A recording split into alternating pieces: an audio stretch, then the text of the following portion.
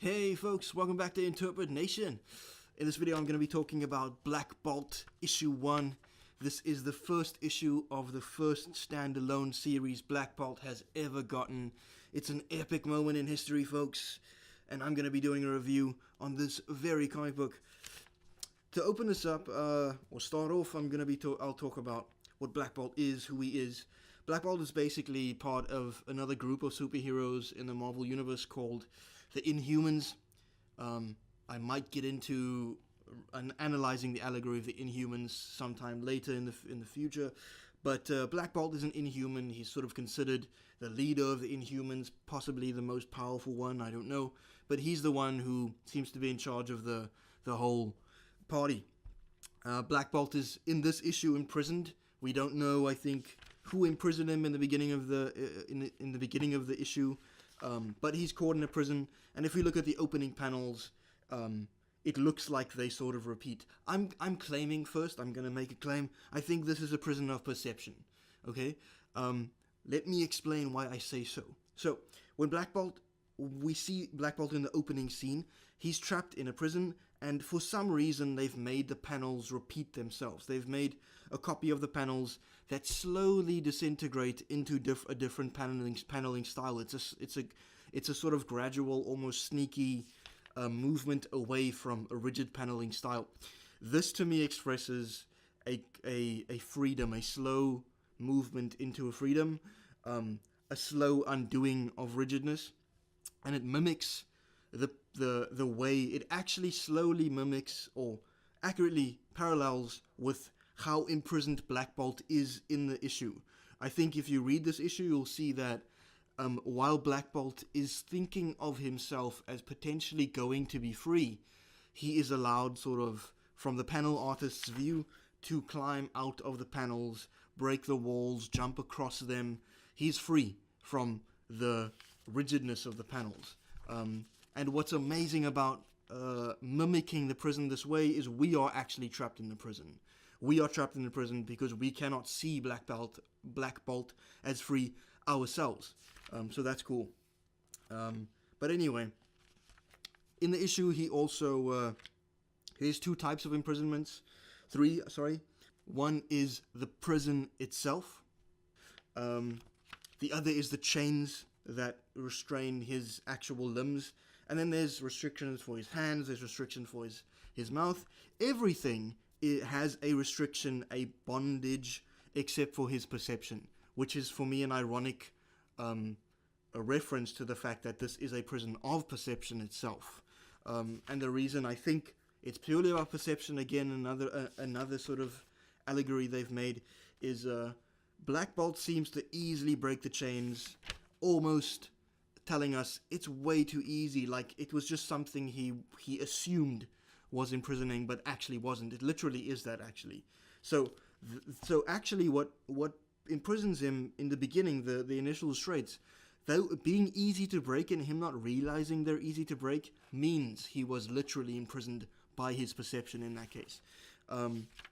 Now, I want to also talk about Black Bolt's actual sort of head, the thing on his head, and what I think it means.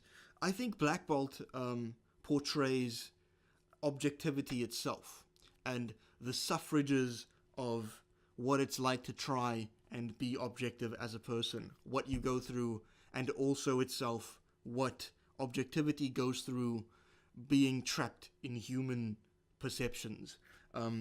So again, it's a prison of perception for Black Bolt because Black Bolt is objectivity itself. And another way they've made him express the idea of objectivity is because he refers to himself objectively. So he's objective about himself because, to me, I think he's doing this because, to me, they're trying to tell you that he is objectivity itself. And you can see another one of the restraints, the chains, being perceptions, because they're what hold him to the prison, and the shocks he goes through, I think, is imagery for fears. Fears behave the same way that shocks do. They paralyze you, completely render you immovable, and they kind of leave you unmotivated and convinced you cannot progress the way that they do to Black Bolt here. They utterly wipe him of any motivation to try and escape the prison, almost like a fear itself. And then obviously there's someone screaming at him, repent your crimes, repent your crimes. This is, I think, self-doubt. It's a self-loathing that also destroys objectivity, because you cannot reach reality when you are too convinced that everything is your fault, everything is about your crimes. You cannot hear anything except you blaming yourself for things, for crimes. I think Black Bolt, sort of this cadence of him in the beginning, moving slowly out of first waking up, realizing he's in a prison, hearing the repent your crimes, being shocked, and then falling back into it, is this cadence, the repetition, is kind of what it's like in your mind when you are trying to reach objectivity. There are always fears and perceptions that move you from realizing you're actually imprisoning your objectivity. The imprison itself removes objectivity from your sight, from your targeting, as the actual shocking, when it blackens out Black Bolt, as though we are Black Bolt blacking out. That blacking out is to show you that we can no longer see Black Bolt. We can no longer see objectivity itself. We don't even know where it is or how to get there, because of how it is utterly tortured by its self-loathing and fear and perception. And then moving on, in the rest of the issue, it gets even more obvious to me. We see that the prison has eyes floating around and cameras, massive eyes, and you think to yourself, maybe this is a prison surveillance system. But having a multi-form surveillance system is kind of weird. If the cameras did what the cameras were supposed to do, surveil, then they wouldn't need the eyes being portrayed. But they are eyes and cameras, so it kind of makes them both pointless because they're both there. And I think this is meant to show you that they're trying to show you the prison is built of perception itself. That's my guess as to why there are eyes floating around. Also, it's almost as though he can only start moving through the prison and undoing the little puzzles and navigating through it because the eyes are there, because the eyes objectively are looking at him. He can look at himself objectively, and that is actually what is moving him through the maze. I think this is what one panel is trying to say. It's reflecting that Black Bolt is actually objectivity moving through the maze of perception, because we can look at objectivity objectively. Again, we see this picture of his brother Maximus. Maximus, I think, is also another portrayal of ego. Ego beating down objectivity, making it utterly crippled, unable to escape.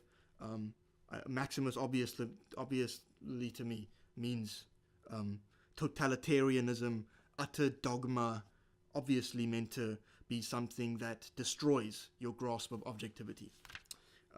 And also, again, another thing I've noticed about these two pages is they're very artistic. They have references to great artistic minds, great logical minds, specifically M.C. Escher and his portrayal of the recursiveness and duality of nature. We see obvious themes to Escher's work here, obvious themes to recursiveness, and obviously M.C. Escher, a great artist, very logical dude, did amazing things for the study of consciousness and inner perception itself. But yeah, I think we've covered enough content for this video. I'm gonna call it for now. There's a bit more I need to talk about in this issue, but I'll cover that in another video. Hit the like if you like the video, subscribe if you'd like to see more, and comment if you want to let me know what you think of the video. Interpret Nation out. That's my new sign off. Hope you guys like it.